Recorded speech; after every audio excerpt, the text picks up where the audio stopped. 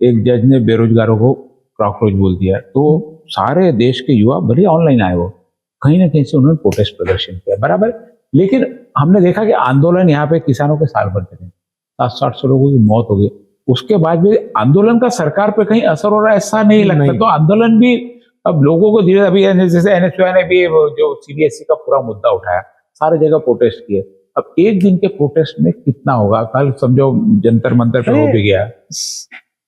विपक्ष भी मैं बोल रहा कि जिस ताकत से विरोध करके उस चीज को सॉल्व करना चाहिए, ये नहीं होता, क्योंकि एक तो सत्ता सुन नहीं रही, या तो इनका विरोध प्रॉपर नहीं है। आप मुझे बोलो, आप दिन भर मोबाइल में रहते हो, मोबाइल में बहुत सारे ऐप्स आ गए हैं, बहुत सारे गेम्स है, बराबर है, पूरे इन्वॉल्व हो गए आज की पीढ़ी, वो मोबाइल, युवा पीढ़ी भी, अब युवा पीढ़ी पूरी।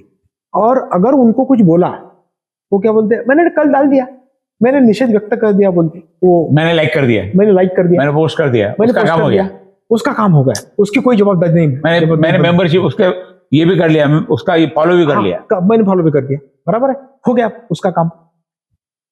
तो अगर रिवोल्ट होगा नहीं, इसके अगेंस्ट में अगर रिवोल्ट नहीं होगा, रास्ते पे नहीं होगा, और वो मोबाइल पे होगा सिर्फ, तो उसका उपयोग नहीं चला। उसका उपयोग होगा क्या? मोबाइल में फेक भी रहते ना। इस बार अगर हमारे देश में ऐसे ही अराजकता आ गई, तो समझो हम तो 1000 साल थे गुलामगिरी में, अभी साल वाले लोगों को किसी को कुछ पड़ी नहीं है, कुछ पड़ी नहीं उनको। दूसरी बात क्या लगता है, मैं आपको बताता हूँ, बेचारा घर से आदमी निकलता है, आदमी घर से निकलने के बाद में सोचता है कि मैं मेरे घर को कैसे पालूं। उसको पगार होता है, किसी को 20,000, किसी को 40,000। इतनी बड़ी महंगाई आज हो गई है, वो तो पेट पालने में ही उसके उतने पैसे चले जाते हैं। वो अगर सोचेगा किसी नेता के मन से अगर रास्ते पे आ गया है, उसको पकड़ा गया, उसके फैमिली का क्या होगा, वो सोच के। ये बहुत बड़ा कारण है कि भाई जब प्रोटेस्ट में जाना है तो खुद की सिक्योरिटी क्या है, खुद की सिक्योरिटी क्या है, बराबर। यदि सही में पकड़े गया, 2 दिन रह गया तो 2 दिन उसके हो गया, ना वो नेता उसको बचाता है बाद में, ना खुद अपने आप को बचा पाता है, उसकी जिंदगी।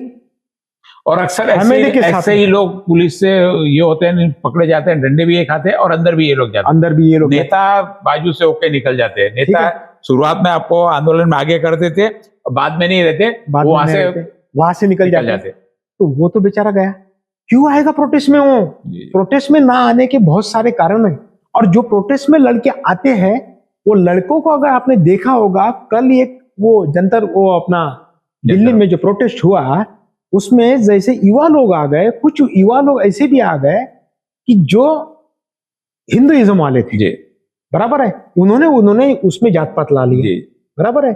ये खान सर का हुआ, उन्होंने जात पात ला लिया। वो खान को आज तक मैं जो जानता था, वो एक अच्छा टीचर है करके जानता था, आज मैं ओरेटर है, मैं एक फयाज करके जानता हूँ। उसको ऐसा डिस्प्ले कर दिया, उसको ऐसा पोर्ट्रे कर दिया, बराबर है।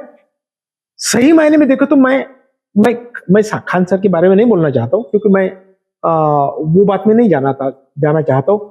अगर तुमको सिस्टम अच्छी करनी है, एजुकेशन सिस्टम, तो सबसे पहले पूरे कोचिंग क्लासेस बंद कर दो, सबसे पहले। क्यों होना कोचिंग?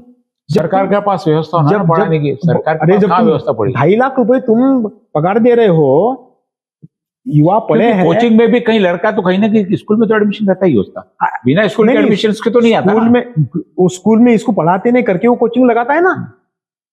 जब हम पढ़ते थे तो हमारे वो कोई कोचिंग नहीं था, हम तो कोचिंग हम तो ट्यूशन लगाते तो ढक्कन का बोलते थे, लोग बोलते थे इसको आता नहीं होगा करके उसके बाप ने ट्यूशन लगाया, बोले।